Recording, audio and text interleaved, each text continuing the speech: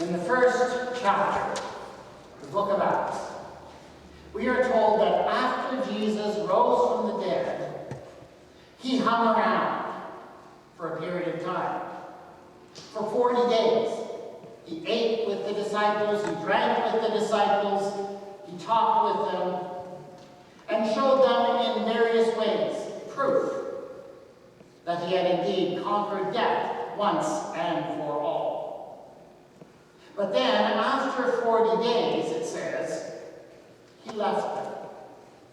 Oh, I know he didn't leave them completely, but he was no longer going to be with them in quite the same way. He was going to be with them in new ways.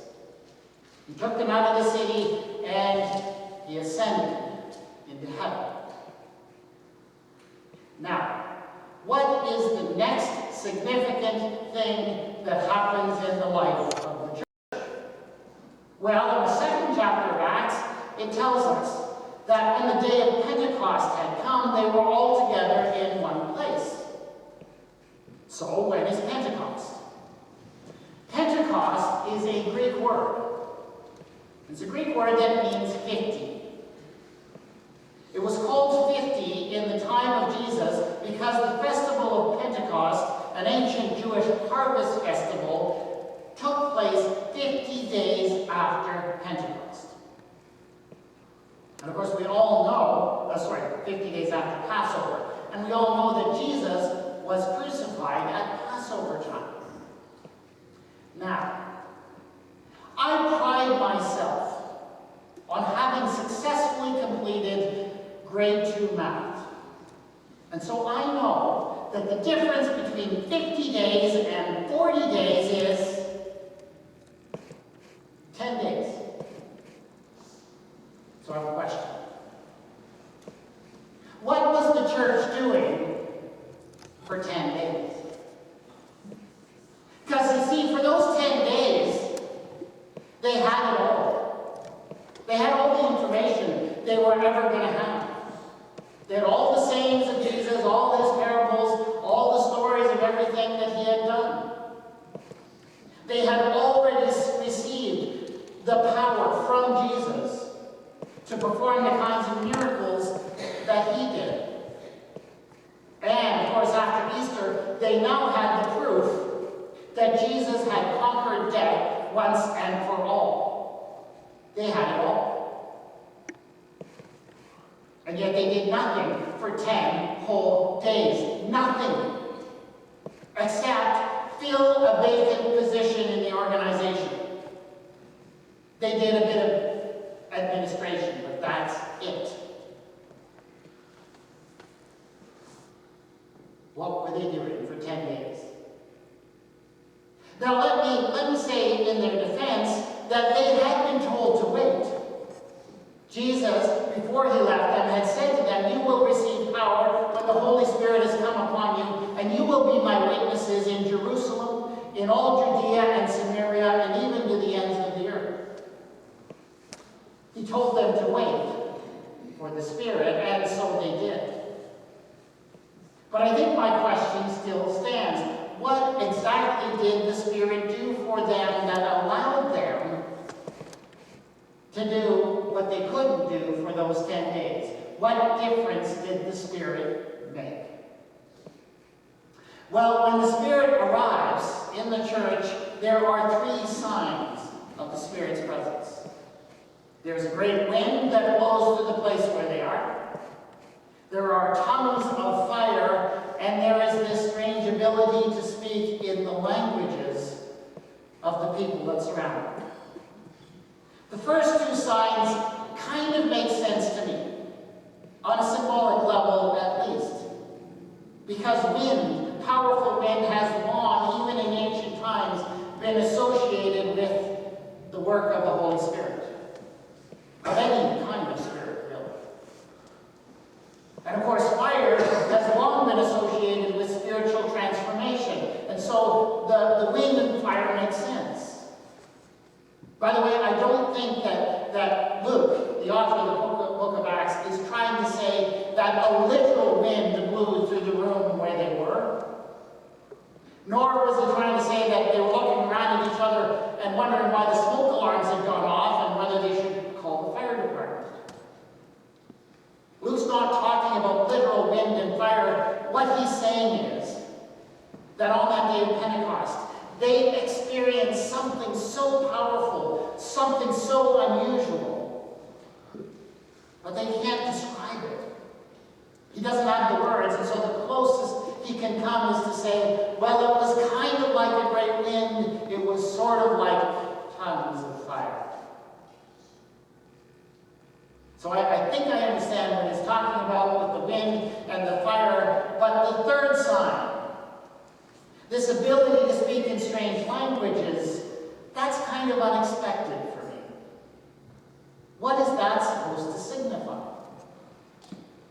Now we do know, of course, that it was not uncommon in at least certain parts of the early church for them to have this practice of what they called speaking in tongues. Basically, it probably worked like this. The congregation would come together, they would enter together into a time of worship, and together as they worshiped, they got worked up into kind of an emotional frenzy, which was fed by the presence of God's Holy Spirit, until eventually some of the people in the congregation went into an altered state, a state of ecstasy. And in that ecstatic state, they began to pray aloud in strange noises. That seems to be how it was practiced in the early church. It's also how it is sometimes practiced by some Christians to this very day. But what is described in the second chapter of the book of Acts seems to be a little different from that and from the practices of the early church, in that it's not really about ecstasy and unintelligible speech, because it is made very clear with a long list of languages that are the bane of every gospel reader that you'll ever meet, that this was about communication. This was about being understood, not merely about some sort of ecstatic praise. And I think that is the key. I think that's the thing, the real thing that had been missing for those 10 days. The church had it all, they had all the answers, they had all the information they needed, but what was lacking was the ability to communicate it in a language that people could understand and relate to. Language is a funny thing. I mean, the way that language works is so beautifully, symbolically illustrated in that famous story of the Tower of Babel.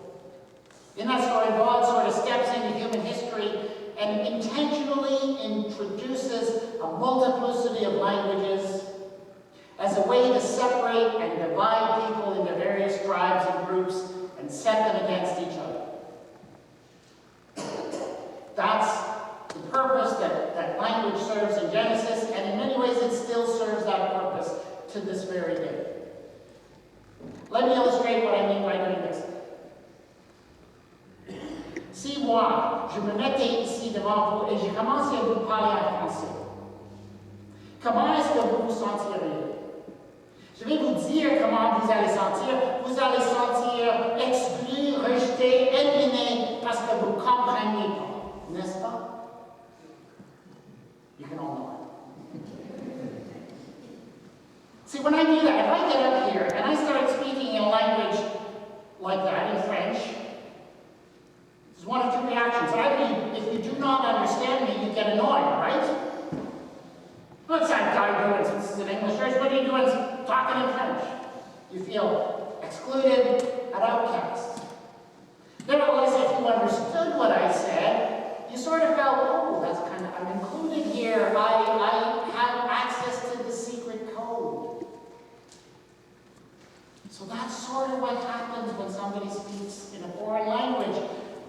That's what language does. It separates us. It sorts us out into different tribes, different groups. The ins and the outs. There's a plus side to that, of course, because when you're in, you feel like you belong somewhere. It gives you a sense of identity. You feel comforted, comfortable, among your own kind, speaking your own language. sets us apart. One group from another. Divides us. That's what language does. And the church, in many ways, has a language problem because here in the church we have our own language, our own ways of speaking, and of course we do. I mean, part of that is we have words. Words that we're using here that nobody out there uses. Words like you and him, H-Y-M-N, and parable. But it's not just specific words. It's also concepts that mean something to us in here and mean something different to people out there.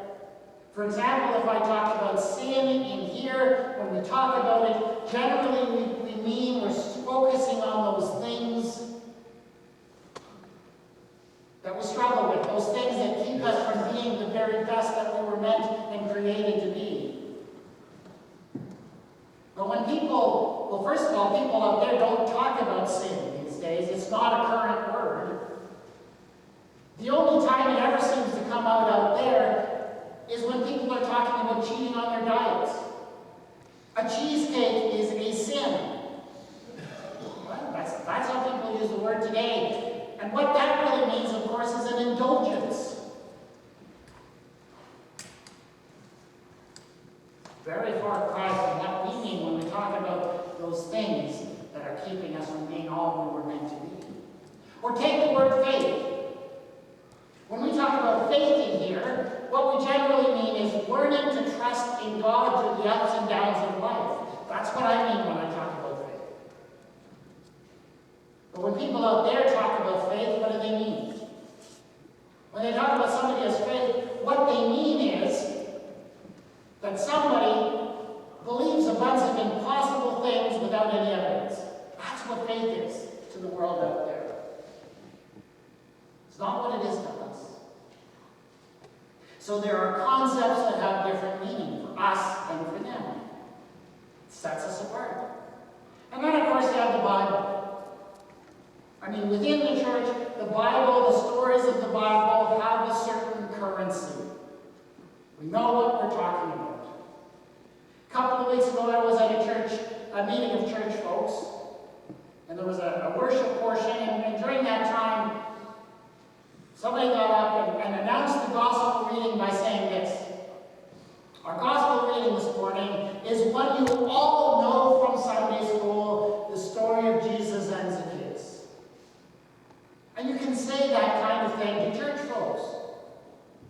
There is a basic familiarity for most church folks with stories like the story of Zacchaeus. They may not know much about it, but at least they know that Zacchaeus was a wee little man. And a wee little man was he. Do you know what? If you bring up really familiar Bible stories to people who never go to church or people who are worshiping for the first time, and expect them to know what you're talking about, be prepared for a lot of blank stares. So we speak differently in here from people out there. And of course there are these cultural things. Things that we do within the life of the church because we've always done them, traditions we have, things that we do that people from outside will look on and say, that's just weird. But we're used to them and they make us feel comfortable. So I think that there is very much a language problem between us and the world. There was a language problem for the early church too. Their shared experience with Jesus, the things they've done with him, the things they learned from them, taught them to speak a certain language together. And the problem was the people outside didn't get any of that. They didn't understand that. It didn't make sense to them. And I'm sure as the church sat around during those 10 days and remembered the good old times with Jesus, they said, well, what's the point? We can't talk to anyone outside about this. They won't understand what we're talking about. And until God does something to make them understand us, there's nothing to do. For 10 days, they waited. Then Pentecost came. And when the Holy Spirit came on Pentecost, what was the effect? Did the Holy Spirit come and teach all the people around them to understand their language? No. The effect of the Holy Spirit was to teach the people inside the church to speak a language that those outside could understand. I think that's the key. Communication is the key. It was the last piece that they were missing. But I think that is the true miracle of Pentecost. The true miracle of Pentecost is not simply that ability to speak in strange languages. That's there, of course, but it's symbolic of the other deeper change. What Pentecost really did for the church was allow the church to let go of those things in its life, in its language, in its culture that were forming barriers for the people outside, that were getting in the way of them sharing the gospel. That's the work the Holy Spirit did on Pentecost. It is still today the work the Holy Spirit does among us. We get stuck in our language. We get stuck in our culture, our way of doing things, our traditions, good traditions, all. But we get stuck with them and they begin to erect a language barrier. And they're hard to change. Really hard. I've seen it happen. Sometimes central things like what we believe, are easier to change than the cultural things. I've seen it happen when you have a preacher who's been in the church a long time, preaches from a very conservative, theological, doctrinal point of view. Very straight, very narrow. And then that minister moves on, a new one comes in and preaches from a very different angle, from a very different theological point of view, very liberal. That's pretty radical, to go from very conservative to very liberal, or the opposite, from very liberal to very conservative. I've seen churches go through that shift, and it's amazing how little they react. Yes, some people get upset, but I've rarely seen a church go through a major upheaval just because of that change of doctrine or theology, and that's central. But imagine this situation. You have a minister who's been in a church a long time and has always done a very traditional worship service, traditional hymns, traditional responses, very predictable, reliable ways of doing things. She moves on. Another minister comes in and changes all of that, all the songs, all the music, all of the traditions, throws it all out, starts over from scratch. How do you suppose the congregation is going to react? Well, I've seen it. And it's not easy. I mean, for good or bad, and I'm not saying that those changes are good or bad, but for good or bad, that church is in for a very rough ride over the next time. Because it's a lot easier to change those central things than to change those cultural things. And often it is the cultural things that get in the way of communicating with the outside world. And I'm not saying you come in and change indiscriminately, you change wisely, you change as the Holy Spirit guides you, but those are the tough things. The miracle of the Holy Spirit is that the Spirit comes along and blows among us and allows us to let go of those things that we may do merely for our own comfort or for our own habit or for our own traditions, and because of our own language. He says, you know what? We don't have to have those things. The Holy Spirit comes to blow us in new directions, and to break down those language barriers, those culture barriers, because the world needs to hear the message we've got, folks. It needs to hear it. And may the Holy Spirit blow among us on this Pentecost Day. Let's take silent.